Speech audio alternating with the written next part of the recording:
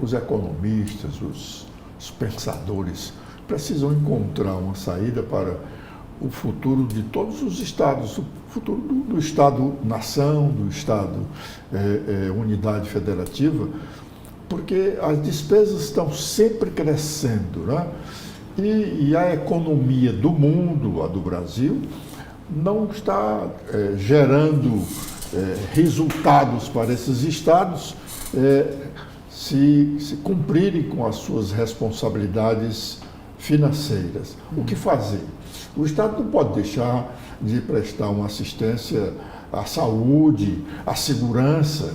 Quer dizer, nós temos aqui no Estado do Ceará hoje, aqui nesse orçamento, a gente vê que o Estado gastou quase 7 bilhões com a segurança e gastou menos de 4 bilhões com a educação. Nós estamos gastando mais com a segurança do que com a educação. Qual é a saída? Edson, por incrível que pareça, eu tenho alguma experiência de governo e eu vou dizer que, para mim, a maior lição de governo é que a grande dificuldade do governo, sabe o que é? É fazer o óbvio. É fazer o óbvio. Fazer o óbvio é difícil. Fazer o óbvio. É impressionante como é difícil. E o que é fazer o óbvio? É na hora de investir, vem cá, esse investimento realmente vai dar o retorno?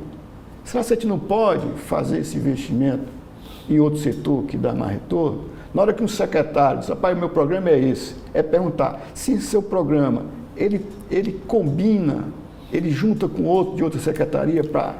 Em outras palavras, tem que ver o custo-benefício como empresário privado. Tem que fazer custo-benefício, tem que saber se as ações são integradas. O senhor já citou o exemplo aí, o Estado se endividou para construir aquele centro, o CFO, endividou para construir o aquário, que hoje já não é mais o esqueleto já não é mais do Estado, já é da Universidade Federal, já é da União, né? Porque quando o investimento... O centro de eventos, né?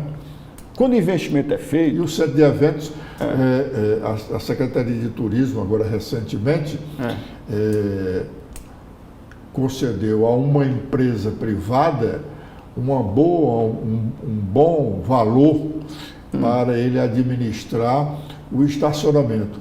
E a gente vai lá no centro de evento e paga pelo estacionamento. Quer dizer, a empresa foi subsidiada para administrar o estacionamento.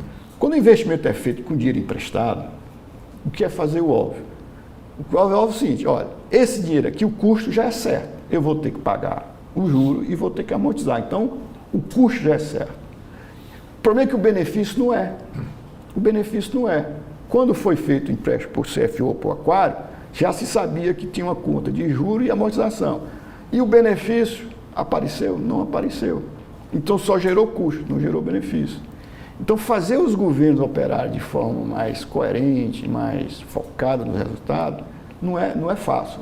Eu tive uma experiência muito interessante no início do governo do governador Cid, fui convocado na época pelo secretário Arialdo, para a gente organizar o governo no início. Foi daí que surgiu o MAP. O MAP hoje é um instrumento gerencial bem divulgado, bem consolidado, mas o MAP foi que a gente criou, eu criei com a minha equipe lá no IPS. E o MAP... Hoje era diferente do que foi criado. Bem diferente, porque ficou bem mais amplo. Porque o MAP original era um pouco fazer um óbvio, foi uma experiência super interessante. O governador convocava os secretários e cada secretário ia apresentar as suas propostas, as suas ações, mas dentro, a gente criou lá um formulário, como se fosse uma ficha de inscrição. Vem cá, esse seu projeto tem dinheiro? Não, não tem. Esse seu projeto tem ligação com outro projeto de outra secretaria? Não, não tem. Esse seu projeto tem algum resultado que eu possa mensurar? Não tem. Secretário, volte e volte de novo. Então foi uma experiência muito interessante. Não é fácil. Não é fácil. Por isso que cada um vai, aí cada um tem sua estratégia e o dinheiro vai sumindo. A questão fiscal no Brasil hoje é séria. O governo federal realmente fez até algum esforço, mas, por exemplo, 24, onde as contas públicas mais pioraram em 24, não foi no governo federal, foi nos governos estaduais. Por quê? A história se repetiu.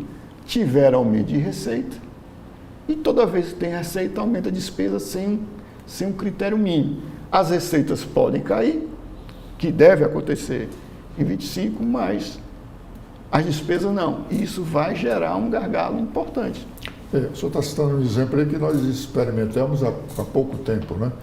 Quando os estados tiveram que reduzir o ICMS do combustível, das comunicações, foi uma pancada forte em todos eles, né? Foi uma gritaria geral, né, no país. Mas, doutor Marcos... Deixa eu só fazer um adendo dentro desse esforço de gestão.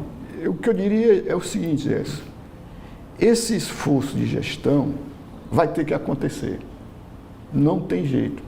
Quando a gente vê o cenário das contas do governo, da prefeitura, vai ter que fazer um ajuste, mas um ajuste verdadeiro. O mundo todo está fazendo isso. Quando eu vejo a maior economia do mundo, quando é americana, né? A grande novidade da economia americana, tem toda essa confusão, mas a grande novidade da economia americana, do ponto de vista de gestão pública, é essa experiência lá. O cara ele é meio maluco, mas ele é um gênio, que é o Musk. Mas essa experiência de aumentar a eficiência da máquina pública, não tenho dúvida que ele vai achar bilhões de dólares que estão sendo desperdiçados. Se lá é isso, por que aqui é diferente? Aqui não é diferente. Então, eu tenho um pouco de otimismo nessa coisa da melhoria da gestão da máquina, porque vai virar uma questão de sobrevivência. Por quê? Porque o negócio não dá mais, né? Já está no limite. Então, vai ter que ganhar eficiência e vai ter que investir melhor e vai ter que gastar melhor, porque senão a conta não fecha. Eu fiz uma entrevista com o doutor Cabeto recentemente e ele disse que se gasta muito mal aqui no estado do Ceará na área da saúde. Há muito desperdício. E aí citou inclusive uma organização social que administra uma boa parte da saúde do estado, que é esse ISGH. Ele disse que se desperdiça muito dinheiro por lá. Mas, doutor Marcos Holanda, o senhor, num determinado momento, escreveu aí, mostrando a sua preocupação com a situação do estado do Ceará em relação ao sistema previdenciário. O senhor ainda mantém essa preocupação? É um sistema que funciona com déficit, né? O sistema previdenciário, né? Hoje você tem dois sistemas previdenciários. Para os servidores novos, é um sistema que tem sustentabilidade, porque ele é capitalizado e o trabalhador, o Estado recolhe. Teve um problema aí, o Estado, durante um período, se apropriou desse dinheiro aí para fechar alguma coisa. Mas você tem um estoque maior, que é os servidores antigos, né? E você tem um problema. É um sistema que rola no déficit. Né? Quer dizer, aquilo que se paga aos servidores em relação àquilo que se recolhe gera um déficit muito grande. Tem lá o cálculo atorial, que é um cálculo que vê toda a trajetória da despesa que vão ter que fazer pagando a aposentadoria com as receitas. Esse cálculo atorial gera um déficit hoje de 91 bilhões de reais, ou seja,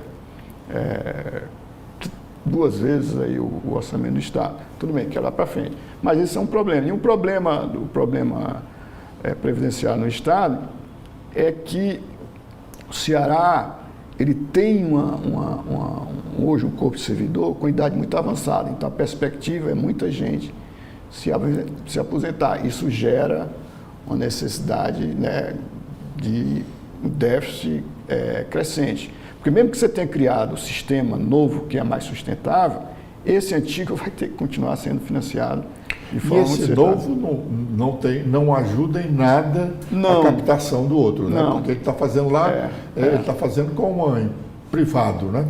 Quer dizer, isso é uma grande, eu fico assim, porque às vezes quando a Previdência é um mau gasto, no Ceará não, mas no Brasil e de vez em quando, mas tem uma solução técnica, miraculosa. Um pouco miraculosa para a questão da previdenciária. É todo mundo ir para esse sistema de capitalização, que aí cada um tem sua conta, muito bacana, seria muito bom. Mas vem cá, e o resto?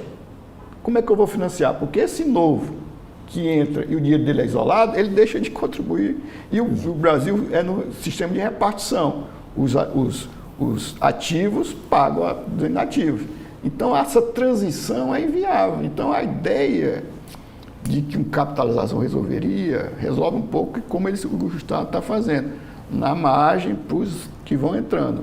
Esse estoque aí é um problema que sempre vai gerar problema. E o grande problema do Brasil, um dos grandes problemas do Brasil é exatamente a indexação da aposentadoria ao salário mínimo, né? O salário mínimo tem, né? O Brasil tem duas coisas que nem pouquíssimos países têm.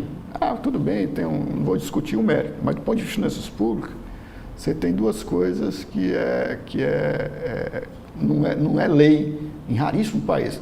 Um é o salário mínimo por lei aumentar mais do que a inflação, e dois é por lei a aposentadoria ser reajustada pelo salário mínimo. Aposentadoria em todos os países da Europa, Estados Unidos, o que é garantido é o poder de compra. Sua aposentadoria sempre vai ser reajustada pela inflação, você mantém o seu poder de compra. Agora, ter ganhos reais, porque o salário mínimo tem ganhos reais, pouquíssimos lugares têm. Então, isso é um problema que vai gerar, né, uma situação que vai pressionar. Então, as contas públicas, né, como eu falei, em 24, quem mais piorou as contas públicas foi os estados. Aproveita o momento de bonança, de aumento de receita, aumenta os gastos, um pouco sem critério, a receita recua em termos reais e as despesas não. Então, esse esforço de melhoria de gestão, eu acho que vai acontecer. No meu otimismo é nessa lógica. Se não, está no limite. Mas o Estado pode se endividar mais? Pode. A Prefeitura pode se endividar mais? Pode. Primeiro, quem é que vai emprestar? Segundo, o custo. Os juros vão continuar altos, né? Quem é que vai? Os bancos públicos estão emprestando dinheiro para os estados e municípios.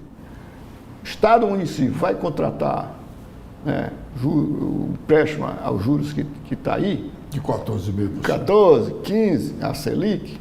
Não sei. Mas o Banco Mundial pode emprestar. E o juro no Banco Mundial é 3, é 4, 5, é 5, 6. Mas o dólar... É 5, 6 em dólar. E além daquilo ali, você tem que pagar o reajuste em dólar. Eu, né, quando estava no governo, eu iniciei com o secretário Maia Júnior, né, uma grande operação com o Banco Mundial, que virou uma referência.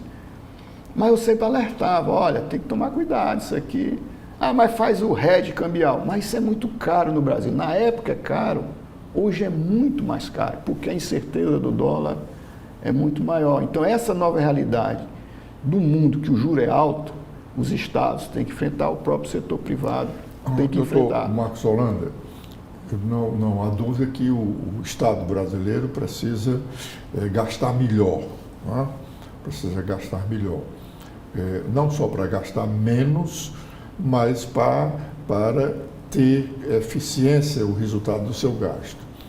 Pergunta ao senhor, o que fazer então para o Estado brasileiro, o Estado Unidade Ceará, crescer?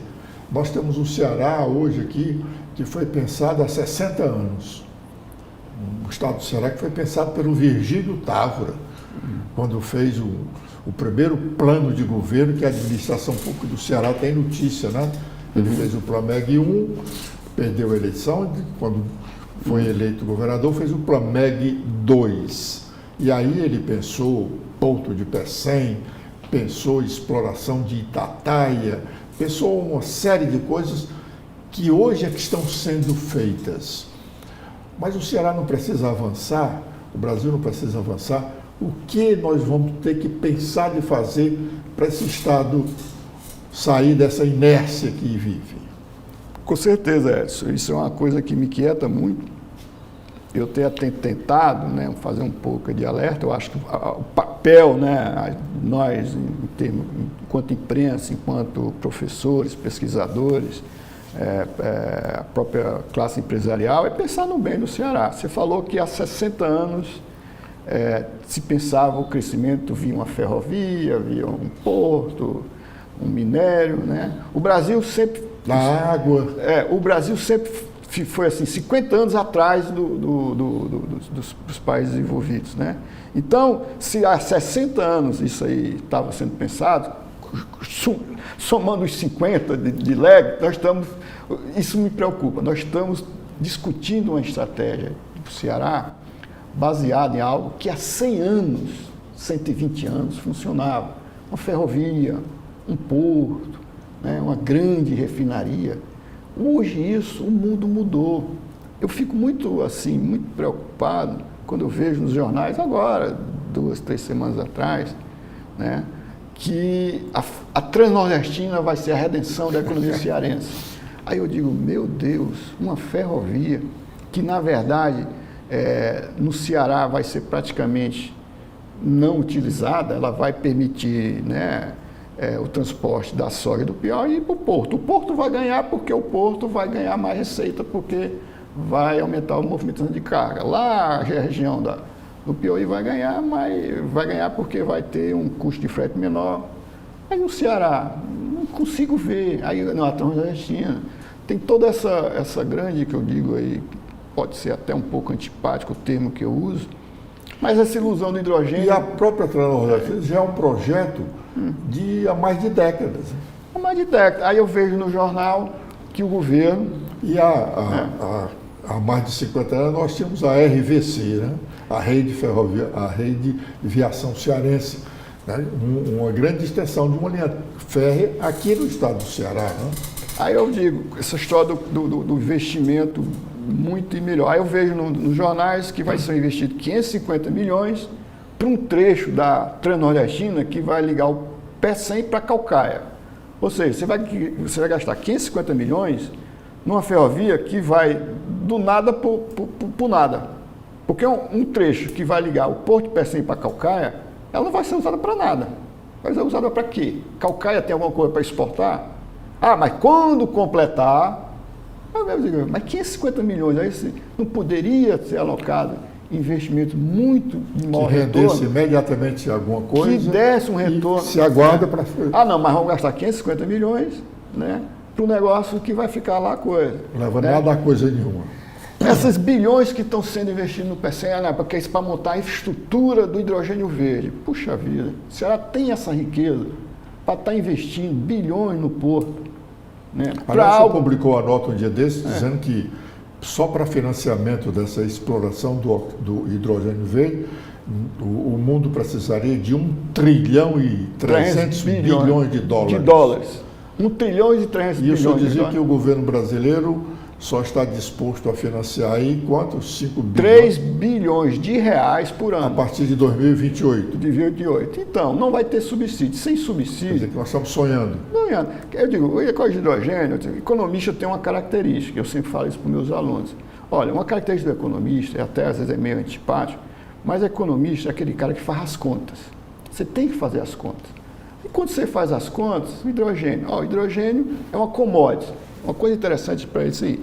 O que é uma commodity? As pessoas nem sabem o que é uma commodity. Commodity é algo que é igual em qualquer lugar do mundo. Como é igual em qualquer lugar do mundo, vende para todo mundo. Pois bem, hidrogênio é uma commodity. Né? Só que tem o hidrogênio verde, o azul, o cinza, mas o hidrogênio é o mesmo. Aí eu pergunto, quem faz as contas, quem é que vai comprar o verde se o azul é 3 vezes mais barato? E faz o mesmo efeito. O mesmo efeito, literalmente o mesmo efeito. O cara que está lá na Ibiapaba, lá no Cariri, que usa fertilizante, vai comprar amônia verde, que custa 3 vezes mais do que a amônia azul, quem é que vai comprar? Então, quando a gente faz a conta, você olha, a conta não fecha, a não ser que existam trilhões, bilhões de dinheiro público para pagar a diferença. Só que Estados Unidos que não vai fazer isso mais com o Trump. A Europa está percebendo, a própria Alemanha, que era campeã disso, está já reticente. De onde é que vai vir esse dinheiro? Sem esse dinheiro, como é que essa coisa vai? Mas, enquanto isso, a gente está investindo, fala-se que está investindo bilhões e bilhões na infraestrutura para receber esse hidrogênio verde. Né? Então, às vezes, a gente tem que fazer a conta. Vou fazer uma novidade que já novamente me preocupa, porque hoje eu vejo muito isso. Né? Na hora da forma para o Ceará desenvolver e tudo, sempre vem as soluções fáceis, né? Aí entra a narrativa e blá, blá, blá. Vou nem citar a refinaria, que foi a refinaria. Aí depois surge o hidrogênio verde. Agora já está surgindo uma coisa nova, que é os data centers. O próprio governo já está também, os data centers, que é uma novidade. Mas, novamente, vamos fazer as contas. Vamos fazer as contas. Primeiro, já surgiu uma novidade no data center, que o mundo todo está... Os cálculos estão sendo refeitos, que é essa história da revolução aí dessa empresa chinesa que conseguiu gerar inteligência artificial, consumindo 90 vezes menos energia. Então, a história dos data centers, porque a história daqui é que o data center aproveita as energias renováveis, que é uma coisa interessante. Mas vamos entender o que é um data center antes de dizer que os data centers agora não é mais hidrogênio, agora é data center. Aí vende, vamos com calma. Já vi declaração de governantes e tudo, não. Os data centers agora é a nova redenção do Ceará, porque nós temos os cabos óticos, tem energia renovável. Aí eu vou lá, meio paciência, vou fazer as contas. O que é um data center? Data center é uma caixa de sapato com um sapato dentro. É um computadorzão dentro de uma caixa de sapato. Quantos empregos vai gerar um data center? Pode ser eventualmente o cara que vai manter o ar-condicionado, mas não é muito emprego. Não é muito emprego. Né? E aí nós vamos usar a nossa energia renovável para alimentar um data center que vai exportar, né, o serviço, que lá sim vai gerar riqueza, porque aí ele faz a inteligência artificial lá e vende para a gente pelo preço. Cara, o que é que fica no Ceará? Então, o que eu tenho recomendado aos governantes, à classe empresarial, à imprensa, toda vez que surgir uma coisa nova, vamos tentar fazer um pouquinho de conta e entender o que é, antes de embarcar em certas empolgações, né? Quer dizer, não estou dizendo que não é interessante. Agora, não é nessa lógica que aquilo vai resolver o nosso problema, né? O nosso problema é que eu tenho alertado, né? Essa coisa de energia. É inegável que nós temos bom potencial em energias eólicas, solar, eólica tem tido um problema no mundo todo, e aqui a gente está vendo que está com um problema sério, né? A própria grande empresa de paz, aquela Aeres, está quase em situação muito difícil, o mundo todo está assim. O próprio Trump disse que lá, nos próximos 4 anos, nos Estados Unidos não tem projeto de eólica, mas nós temos solar, temos eólica. Mas nós temos solar e não exploramos como deveríamos explorar. Temos um potencial enorme de solar, temos um potencial já instalado significativo de eólica, temos esse potencial. Agora, o que eu tenho sempre insistido, vamos desenhar políticas, propostas para usar essa energia aqui. Porque o hidrogênio verde não vai sair, mas vamos supor que ele saia. O hidrogênio verde é uma maneira de pegar a nossa energia aqui e exportar lá para fora. Porque você vai mandar o hidrogênio e a amônia, vai gerar o aço verde lá, vai gerar o carro verde lá, e aí a gente vai comprar esse negócio. Então vamos tentar, né, usar a coisa de forma mais inteligente no interesse do Estado, porque é o que eu digo, um porto é algo que era uma revolução do ponto de vista econômico, como falei, há 100, 150 anos atrás. Não estou desmerecendo o porto, que é uma obra fantástica, mas de centrar e achar que o porto, né, sendo um hub de hidrogênio, vai mudar o Ceará, não vai. Mas ele não foi feito para ser um hub de hidrogênio, né? Não foi feito, mas o que tinha pensado muito antes, né? Era a refinaria. Exatamente. O swap veio primeiro do que E veio para a refinaria. Então, mas o que me preocupa é que eu digo, o porto, eu acho, por exemplo, o investimento público que já foi feito no porto é suficiente. Eu não vejo lógica de a gente estar pegando dinheiro público escasso num estado muito pobre, colocando num porto que no final do dia vai gerar muito mais benefício privado para algumas empresas que vão estar lá, porque para a nossa economia. Então a gente tem que entender mais essa coisa do porto, até porque o porto, 1/3 do porto é de Roterdã. Então a gente é uma estrutura importante, é uma estrutura foi uma ruptura e foi uma ousadia muito grande do próprio Tasso com o Maia Júnior de fazer o porto, criou uma alternativa econômica para o Estado, isso é inegável, mas a gente tem que entender que às vezes tudo tem seu tempo. O porto tem um papel? Tem, mas não me venha dizer que a economia do Ceará vai desenvolver, que nós vamos resolver nosso problema da pobreza do Ceará, como eu vejo as declarações dos empresários do político com o hub de hidrogênio verde, isso é preocupante, porque isso não vai acontecer. Então a gente tem que ter um debate, tem que ter uma visão, tentar coisas diferentes.